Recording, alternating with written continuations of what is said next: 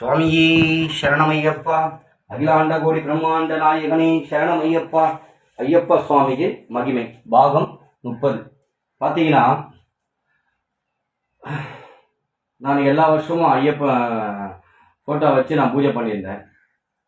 ஒரு 7வது வருஷமோ 8வது வருஷமோ ஐயப்பனை விக்கிரகம் வச்சு நான் பூஜை பண்ணணும்னு நினச்சேன்.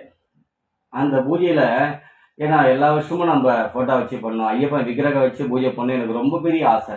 என்னடா பகவானே அப்படின்ட்டு ரொம்ப ஒரு ஒரு மன குறையாவே இருந்தது எனக்கு. அது அவனுக்கு தெரியும். அவனை வச்சு நான் பிரகாசமாக பார்க்குற ஆள். ஐயன் நான் இவ்வளோதான் சிம்பிளாக வச்சு அவனை பார்க்கணுன்னு எனக்கு ஆசை கிடையாது. ஏன்னா அந்த மனசும் எனக்கு ஐயப்பன் கொடுக்கல. அவனை பிரம்மாண்டமாக வச்சு பிரம்மாண்டமாக நேசிக்கிற இதுதான் எனக்கு கொடுத்துருக்கான். அடுத்தடுத்து ஐயப்பனை நம்ம ஒரு லெவலில் காட்டணும் பகவான் ஐயப்பனை. ஏன்னா என்ன அடுத்தடுத்து ஒரு லெவலில் கொண்டு வந்த ஐயப்பன், ஐயப்பனை அடுத்தடுத்து அவனை ஒரு பிரம்மாண்டமாக காட்டணும். இத்தனை வருஷமாக ஃபோட்டோவில் வச்சு பண்ணோம்.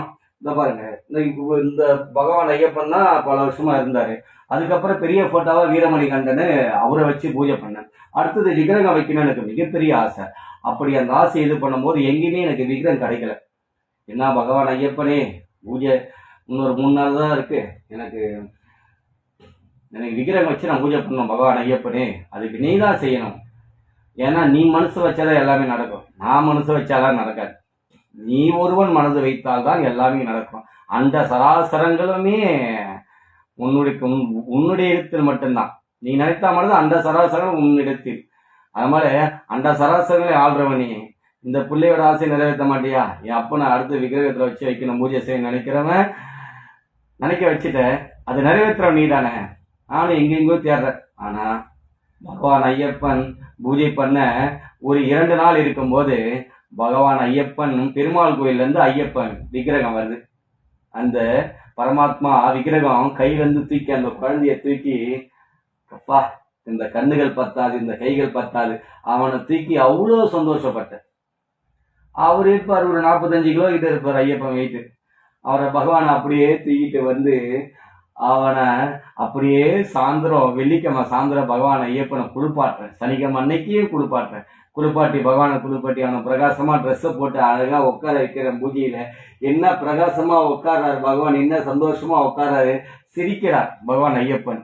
இதை ஏன் சொல்ல வரேன்னா, நான் நினைத்ததை பகவான் ஐயப்பன் செய்து முடித்து காட்டுகிறார். தான் பிள்ளை என்ன நினைக்கிறானோ அதை நிறைவேற்றுவன் தாயாக இருந்து, தந்தையாக இருந்து, குருவாக இருந்து, இஷ்ட தெய்வமாக இருந்து, குல தெய்வமாக இருந்து என்னை வழிநடத்தி பகவான் ஐயப்பன் நான் கேட்டதை அப்படியே அவனே தத்துரூபமாக தன் அன்னையின் கோயில் இருந்து வருகிறான் பகவான் ஐயப்பன். பெருமாள் தான் அவங்க அம்மா. அந்த அம்மா கிட்ட இருந்து தம் புள்ள வராரு, தாம் பிள்ளை கிட்ட வராரு. பாருங்க, அப்போ சந்தோஷமா பூஜை நடக்குது. என்ன ஒரு ஆச்சரியம் பாருங்க, பகவானுடைய மகிமையை பார்த்தீங்களா? அவன் கருணையின் கடவுள், கருணாகர மூர்த்தி, அந்த ஆதி பராசக்தியின் வடிவம், அழகு முகம் கொண்டவன் அல்லவா. சுவாமியே சரணமையப்பா, சுவாமியே சரணமையப்பா. ஓம் ஸ்ரீ பூதநாத சதானந்தா சர்வபூத தயாபரா ரட்ச ரட்ச மகாபாவு மகா சாஸ்திரே தும்யம் நமோ நமக. சுவாமியே சரணமையப்பா. அகிலாண்ட கோடி பிரம்மாண்ட நாயகனே சரணமையப்பா. குருவே துணை, குருவே துணை, குருவே துணை, என் குருநாதனே சரணமையப்பா, சரணமையப்பா.